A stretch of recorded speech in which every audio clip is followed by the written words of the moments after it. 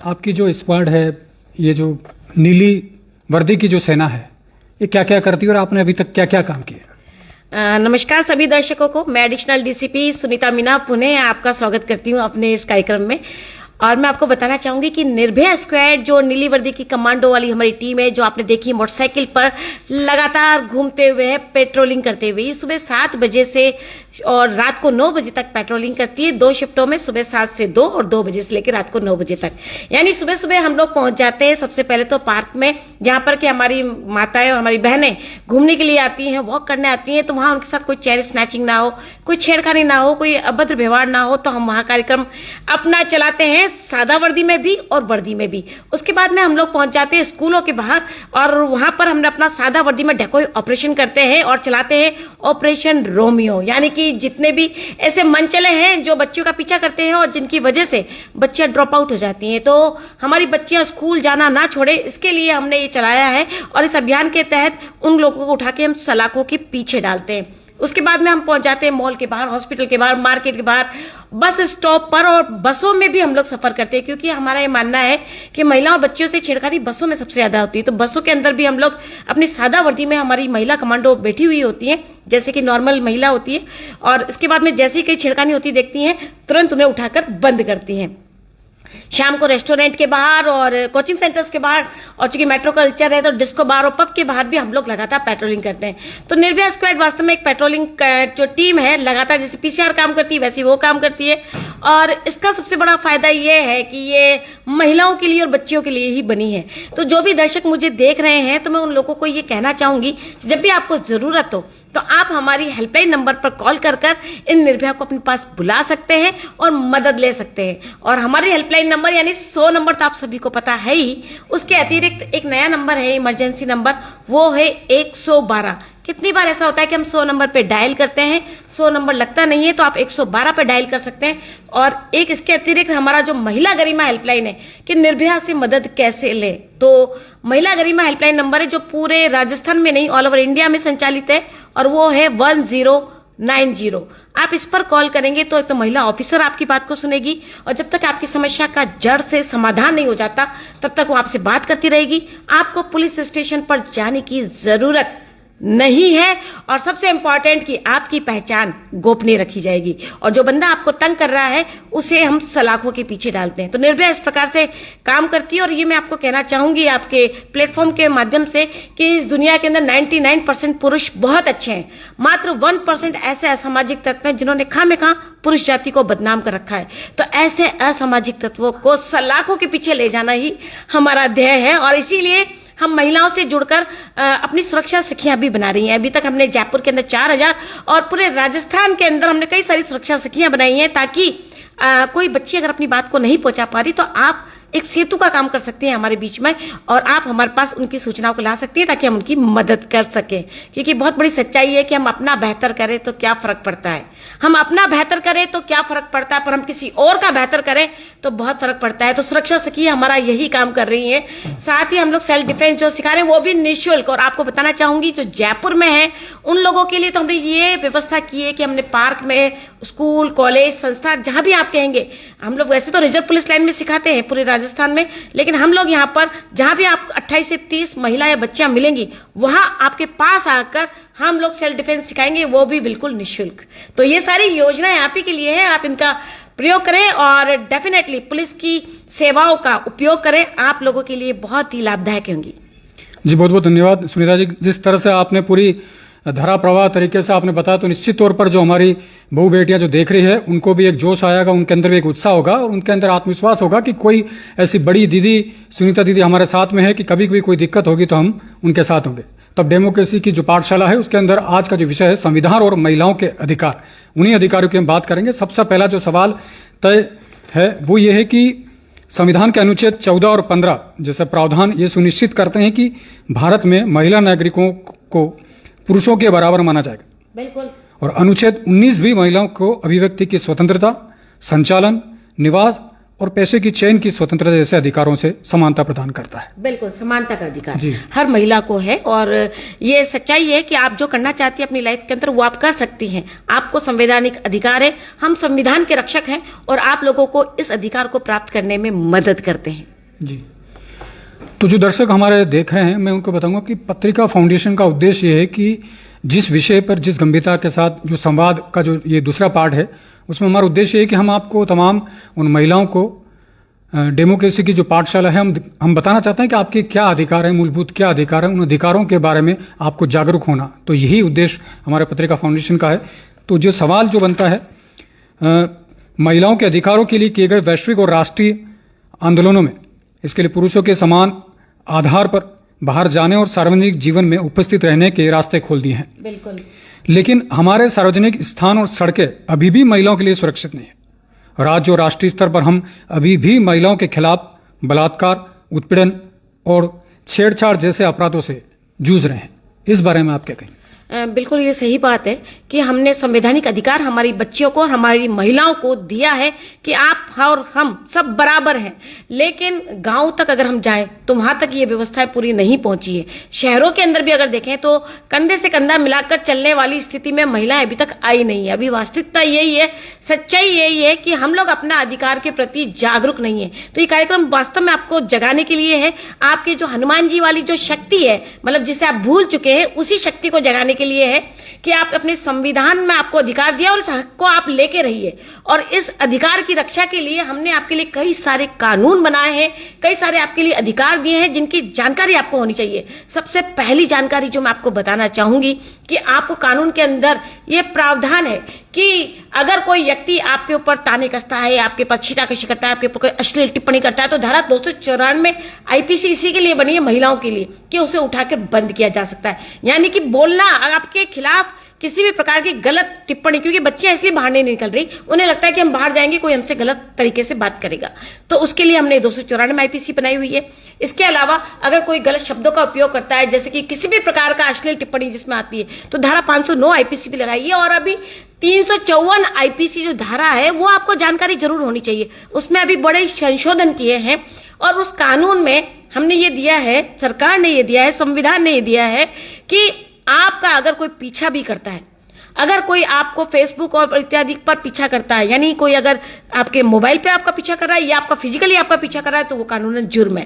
साथ ही अगर किसी प्रकार का अभद्र आपके पास टिप्पणी कर रहा है या आपको कहीं भी जहां प्राइवेट स्थल है आपका, जहां नहा रही है वहां कोई फोटो वोटो खींच रहा है या किसी भी तरीके से आपको तंग परेशान कर रहा है, तो उसे 3 साल तक की सजा हो सकती है अगर आपने छोटी सी कंप्लेंट कर दी तो धारा 354 आईपीसी यही कहती है कि कोई आपका लज्जा भंग करता है, यानी कि आपको किसी भी तरीके से परेशानी करता है, तो आप 354 आईपीसी का उपयोग कर सकती हैं। और इसके अतिरिक्त रेप के लिए 376 आईपीसी जो है बनाई हुई है कि अगर कोई आपके साथ में गलत व्यवहार करे तो वो है। और 354 आईपीसी में एक बहुत बड़ी चीज ये दी है कि कोई भी व्यक्ति, अगर लड़की अगर बालिग है और उसकी सहमति नहीं है, तो उसकी सहमति के बिना उसे टच भी नहीं कर सकता। मैं फिर बोल रही हूं, उसकी सहमति के बिना उसे छू भी नहीं सकता। इसलिए हर लड़की की ना का सम्मान कीजिए। अगर लड़की ने कह दिया ना, तो ना का मतलब सिर्फ और सिर्फ ना है। ये जमाने गए जब आप कहते थे कि मतलब हाँ सब चलता है या लड़की की ना में भी हाँ होती है, तो अब वो बात नहीं है। अब आपको तू हाँ कर या ना कर, तू है मेरी किरण, नहीं, अब ऐसा नहीं चलेगा।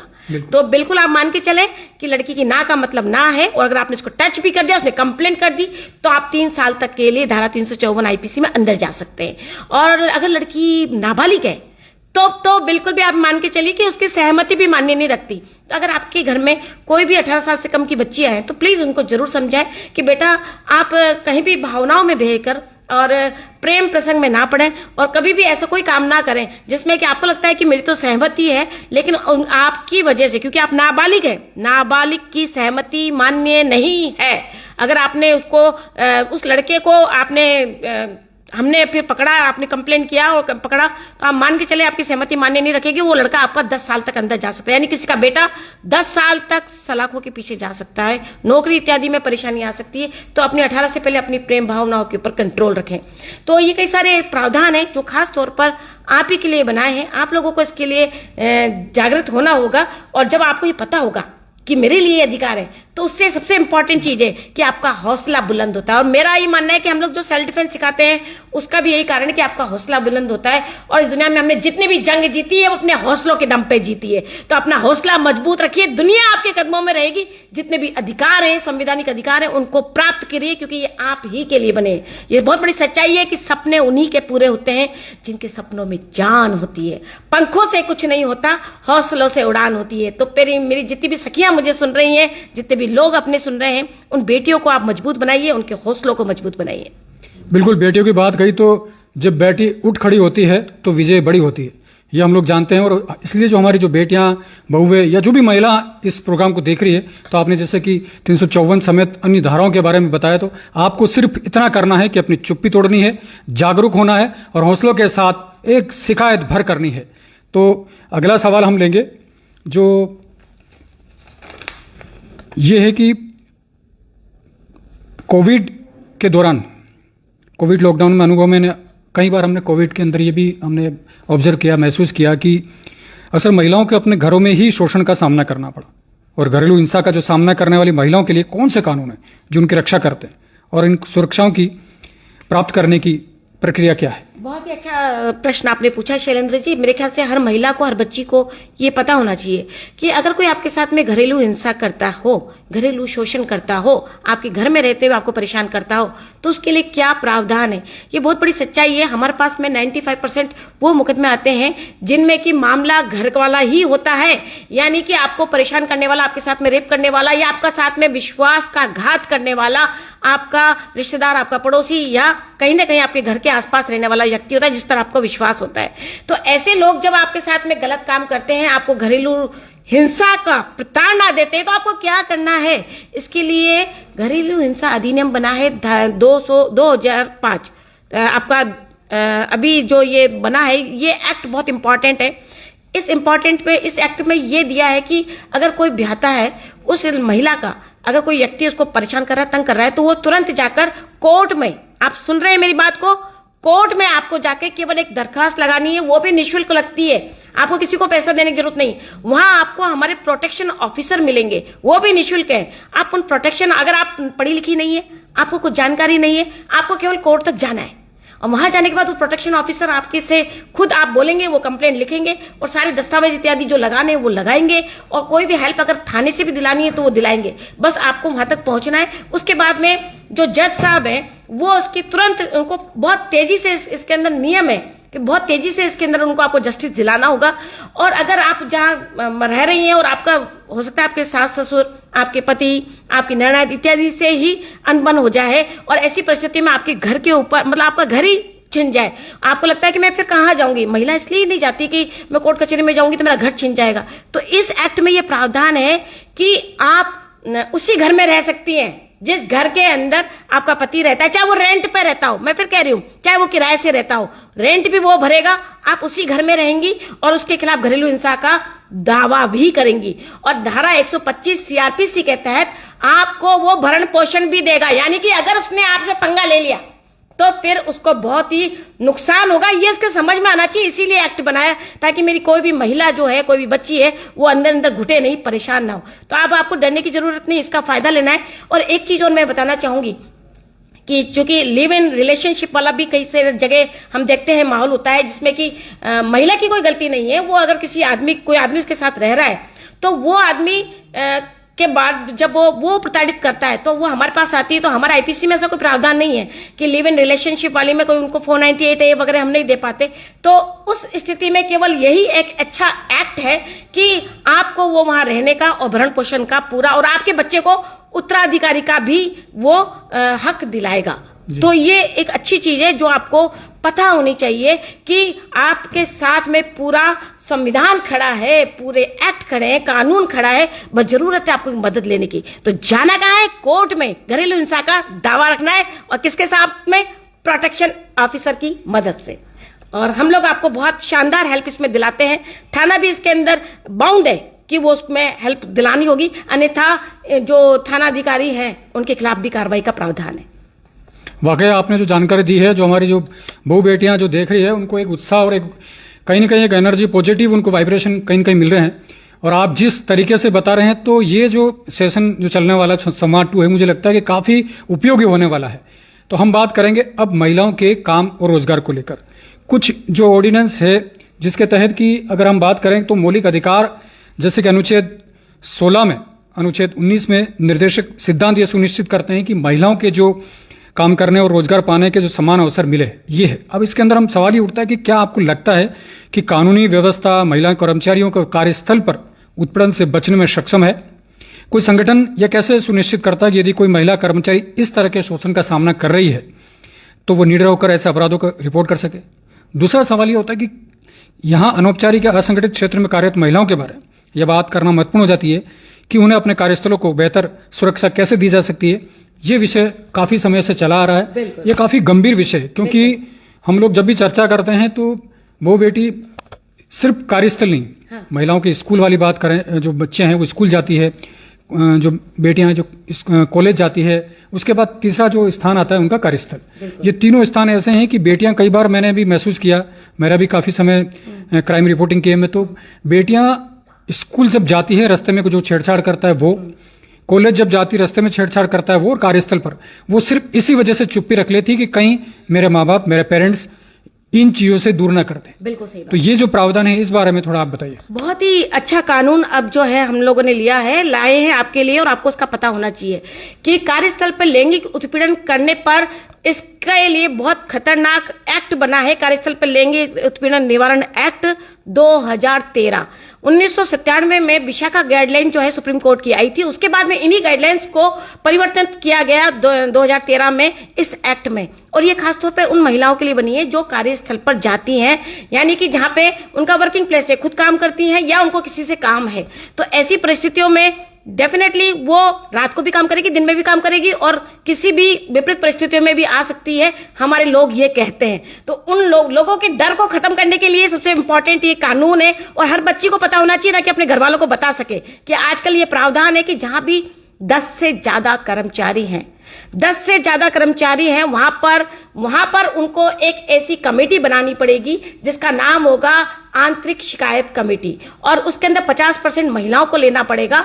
और इसके अतिरिक्त हर महिला के हक के लिए वो कमेटी जो है तैयार रहेगी। यानी कि अगर कोई भी व्यक्ति आपको टच भी करता है, अश्लील इशारे करता है, या आपको चिकोटी काटता है, या आपको किसी तरह का अश्लील साहित्य दिखाता है, या कोई इस तरह की कई बातें करता है जिसमें कि आप असहज होती है, यानी कि कुछ भी ऐसा काम जिसमें कि आपको लगता है कि मैं अनकंफर्टेबल हूं, मैं असहज हूं और मुझे अब ऑफिस में जाने में परेशानी हो रही है, तो बस यही एक चीज है जो मैं आपको बताना चाह रही हूं कि ज्यादा कानून को पढ़ने की जरूरत नहीं है। सिर्फ यही चीज कि मैं असहज हूं इसके साथ काम करने में, तुरंत आप जाइए अपनी कमेटी के सामने इस बात को रखिए, और आपको ये जानकर बड़ा अच्छा होगा, लगेगा कि इस कानून में प्रावधान है कि उस व्यक्ति को जिसके खिलाफ आपने कंप्लेंट करी है उसके अंदर तुरंत हम लोग जांच करवाते हैं। कमेटी मतलब तुरंत जांच करती है और उस व्यक्ति को निलंबित कर सकती है, बर्खास्त कर सकती है, ट्रांसफर कर सकती है, उस पर मुआवजा भी लगा सकती है। ये सारी व्यवस्थाएं उसके अंदर होती हैं।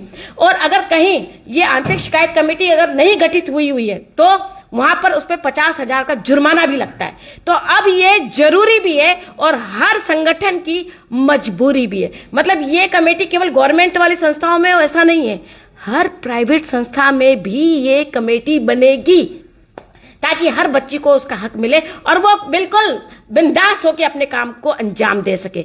तो बच्चे, हम तो ये मानते हैं कि जब तक कोई भी बच्ची या महिला अपने ऊपर तक नहीं बढ़ जाती तब तक वो नहीं बोलती है। तो निश्चित रूप से जब अगर कोई उस पर गलत करेगा तो हर महिला के पास में छठी इंद्रिय होती है, उसे पता है कि सामने वाले की जो गलती है नियत ही गंदी है, तो वो तुरंत एक्शन ले और उस व्यक्ति के ऊपर एक्शन होगा। तो ये आप एक्ट का जरूर फायदा उठाएं। अब बात आती है कि कितनी बार लेबर क्लास है, जो मजदूर है, वो कहाँ जाएंगी, उनकी तो कोई जगह है नहीं। तो उसके लिए हमारे कलेक्टर में जो कलेक्ट्रेट है आपके हर जिले में, वहां पर एक स्थानीय कमेटी होती है और वो स्थानीय कमेटी के अंदर अपनी कंप्लेंट दे सकती है। अब वो गांव तक, वही जो पावर है कलेक्टर की, वो डेलीकेट होती है एसडीएम पर और फिर नीचे तहसीलदार तक, नीचे तक, मतलब वो नीचे तक वो जाती है। तो आप आपकी पटवारी वगैरह इत्यादि तक वो अपनी कंप्लेंट देंगे जो वहां तक पहुंचेगी और स्थानीय कमेटी में भी आपको वो मदद मिल सकती है। यानी कि अब चाहे निम्न उसमें स्तर पर काम करने वाली बच्ची हो या फिर हाई स्तर पर कहीं भी हो, सबके लिए एक ही कानून है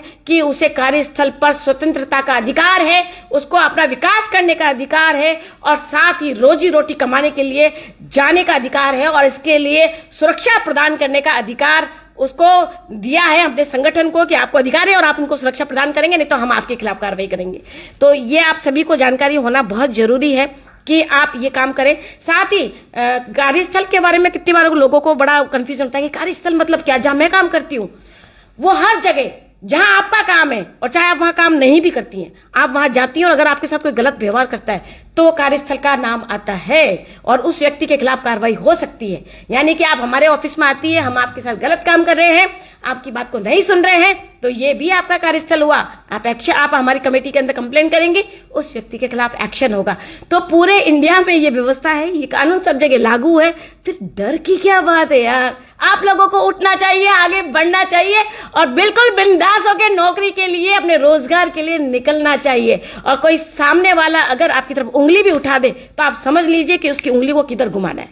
तो बहुत सीधी सट बात है कि आपको कानून की जानकारी रखिए और अपने जो काम को, मतलब जिस अस्तित्व के लिए आप आए हैं, जिस चीज के लिए आपका जन्म हुआ, यानी कि कीड़े मकोड़ों की तरह जीने के लिए नहीं आए हम इस दुनिया पर।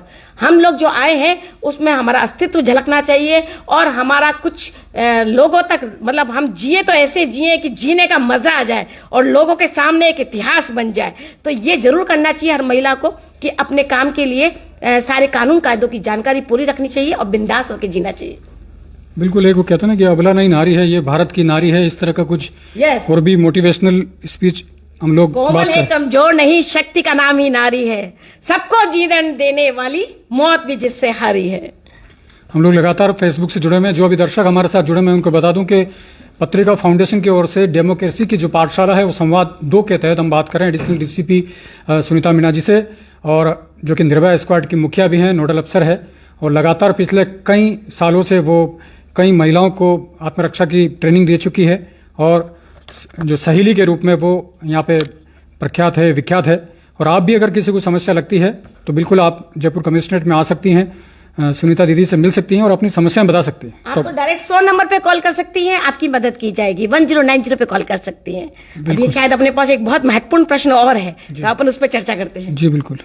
आमतौर पर हम लोग वो सी महिलाओं को हमने ये देखा, महसूस किया कि वो फेसबुक हो, इंस्टा हो या ट्विटर हो, वहाँ अकाउंट बनाती है। कुछ मनचले युवक वहाँ भी आते हैं, जो तस्वीर कुछ और होती है, दिखते कुछ और है, और फिर वो उनको पीछा करना। यानी कि अभी एक शुरुआत में आपने बताया था कि मैन्युअली हम लोग जब फिजिकल रूप से पीछा कर रहे हैं, सामने वो दिख रहा है व्यक्ति, लेकिन एक डिजिटल दुनिया, एक आभासी दुनिया, वर्चुअल दुनिया इस तरह की हो गई कि जहां पर व्यक्ति दिख नहीं रहा है लेकिन वो आपको छेड़ रहा है, परेशान कर रहा है। तो ये जो है साइबर अपराध, इसको लेकर आप मार्गदर्शन करें। बहुत बढ़िया प्रश्न है शैलेंद्र जी, और मेरे ख्याल से जितने भी दर्शक आपको देख रहे हैं, सुन रहे हैं, वो आपको दिल से धन्यवाद दे रहे हैं, क्योंकि वो सबकी इच्छा है कि वो दिल से जानना चाहते हैं कि वास्तव में ये हर लड़की के साथ हो रहा है, ये सबके साथ हो रहा है, क्योंकि हर हाथ में मोबाइल है। तो कहीं ना कहीं वो इस चीज से रूबरू हो रही है कि अगर वो फेसबुक पे अपनी कोई फोटो डाल रही है, इंस्टा पे कोई फोटो डाल रही है, मैं खैर नाम लेना मेरा ठीक नहीं रहेगा, सोशल मीडिया पर कहीं भी वो अपना फोटो डाल रही है, तो उसके साथ में लोग छेड़खानी कर रहे हैं, गलत टिप्पणी अंकित कर रहे हैं। और जब मानसिक रूप से परेशानी होती है ना, वो सबसे खतरनाक वाली परेशानी होती है। फिजिकल तो एक बार तो भी आदमी सहन करने की कोशिश में रहता है, लेकिन मानसिक जो परेशानी होती है वो रातों की नींद को उड़ा देती है और बहुत टेंशन में आ जाता है आदमी। यहां तक कि कभी कभी तो बच्चियां या बच्चे डिप्रेशन में आ जाते हैं। तो ये साइबर क्राइम जो है आज की तारीख में सबसे बड़ा क्राइम है, जिसकी वजह से बहुत लोग त्रस्त हैं। तो मैं आपको बताना चाहूंगी कि अब इसमें आपको डरने की जरूरत नहीं है। अगर कोई साइबर क्राइम आपके साथ करता है, यानी कि कोई आपको ट्रोल कर रहा है किसी भी प्रकार से सोशल मीडिया पर, तो आपको तुरंत हमें कंप्लेंट करनी है। और हम लोग क्या करते हैं, कितनी बार वो करता है कि आपके फोटो ले लेता है, फिर फोटो की मॉर्फिंग कर देता है। मॉर्फिंग मतलब आपका फोटो, आपका बॉडी किसी और नेकेड आदमी की, तो आपका दिमाग खराब हो जाता है और फिर वो बोलता है कि मैं इसको वायरल कर दूंगा। और कहीं कहीं तो आपको सुनने में आ रहा होगा हनी ट्रैप। हनी ट्रैप के अंदर ऐसे ही होता है कि आपके पास में कहीं से भी कॉल आएगा, कॉल आने के बाद में आप वीडियो कॉल आएगा, और या फिर कॉल आता है, आप सुनते हैं और अचानक से वो वीडियो में कन्वर्ट कर देता है और आपसे जो है वो सामने जो कोई भी, चाहे महिला है या कोई पुरुष है, वो आपके सामने इस तरीके की गलत बातें करेगा और आपकी फोटो को इसमें रिकॉर्ड कर लेगा और वो कहेगा कि मैं इसको वायरल कर दूंगा। तो ये वायरल शब्द जो है ना, बहुत खतरनाक है, मतलब माइंड ही खराब करके रख देता है कि अब मेरा क्या होगा। ना घर वालों को बता पा रहे, ना किसी और को कह पा रहे, तो जहां अपने को इज्जत का डर लगता है। तो मैं आपको ये बताना चाह रही हूं, आपको कुछ भी नहीं करना है, आपको सिंपल हमारी एक हेल्पलाइन पर कॉल करना है। अगर आपके साथ साइबर फ्रॉड हो रहा है, तो साइबर क्राइम हो रहा है तो, और वो नंबर है हमारा 1930। इस पर आप कॉल कर सकते हैं। और इस पर कॉल करने के बाद में क्या होगा, सबसे पहले तो हम उसके अकाउंट को, जो व्यक्ति आपके गलत फोटोज को आपको यूज कर रहा है उसको फ्रीज कर सकते हैं। आपके जो अकाउंट, आपके पासवर्ड इत्यादि हैं उनको हम लोग चेंज करवा देते हैं,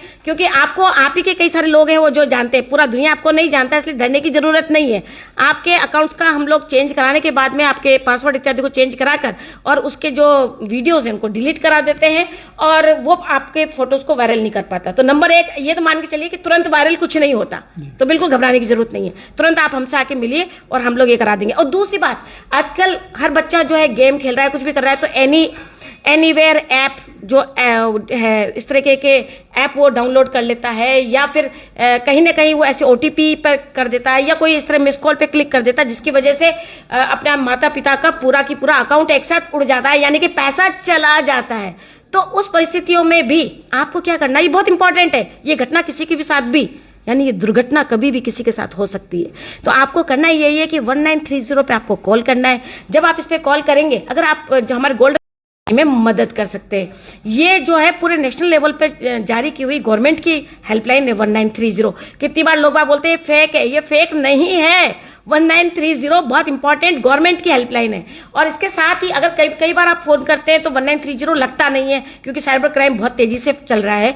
तो ऐसी परिस्थितियों में आप हमारी एक वेबसाइट है वो जरूर लिखे, साइबर क्राइम नाम, क्योंकि आपके साथ जो क्राइम हुआ है वो साइबर ही है, तो cybercrime.gov.in, इसके ऊपर आप अपना एप्लीकेशन भर के भेज दीजिए। 24 आवर्स में अगर आप भेज देंगे तो वही सारा काम बैंक क्या कर सकता है, फ्रीज कर सकता है। कितनी बार हमारे पास प्रश्न ऐसे होते हैं कि मैडम अगर सैटरडे को हो जाए तो फ्रॉड, फिर क्या करेंगे, फिर तो बैंक की छुट्टी। नहीं, सब कुछ ऑनलाइन है भाई, आपको तो केवल ये करके भेजना है, दिमाग नहीं लगाने का। 1930 cybercrime.gov.in, इसको लिख लो और दुनिया को फैला दो, ताकि इस तरीके की जो फ्रॉड करने वाले हैं उनका हम लोग सफाया कर सके, ताकि हमारा बैंक का सफाया ना हो। हमारे परिवार वाले कितनी मेहनत से इस चीज को कमाते हैं, तो प्लीज इन चीजों पर आप ध्यान रखें। और जो इंपॉर्टेंट मैंने आपको बताया कि अपने बहुत सारे लाइक के चक्कर में, मेरी प्यारी बच्चियों, अगर आप मुझे सुन रही हो, बहुत सारी लाइक के चक्कर में अपना अकाउंट को पब्लिक मत करो, और केवल अपने दोस्तों को और उन्हीं की रिक्वेस्ट को आप लो ना, जिनको आप जानते हो। आप ही चाहते हो कि ओ इतने सारे लोगों ने मुझे सब्सक्राइब कर दिया, इतने सारे लोगों ने मुझे फॉलो कर लिया, उसका कोई मीनिंग नहीं है। वर्चुअल लाइफ का कोई मीनिंग नहीं है। अपने लोगों से आप मिले, अपने लोगों से आप अपनी फोटो को शेयर करें, अनजाने आदमी को ना कहना सीखें, बहुत जरूरी है, नहीं तो वो फिर आपको कहीं ना कहीं बाद में तंग करेगा। और ऐसी परिस्थिति में अगर गलती हो भी गई है तो हम है ना, आप हमारे पास आए। और अब तो हर जिले में साइबर क्राइम यूनिट है, मैं फिर बोल रही हूँ, हर जिले में साइबर क्राइम यूनिट है, मतलब पर्टिकुलर थाना ही बना दिया हमने इस चीज के लिए कि आप वहां जाके कंप्लेंट कर सकती है और आपकी कंप्लेंट में तुरंत एक्शन होगा। जी मैम, मुझे लगता है कि जो दर्शक लगातार हमारे साथ जुड़े हुए हैं उनको काफ़ी इस बात को जानकारी मिल रही है कि उनके लिए ये जो सेशन है ये काफ़ी उपयोगी लगातार जारी है।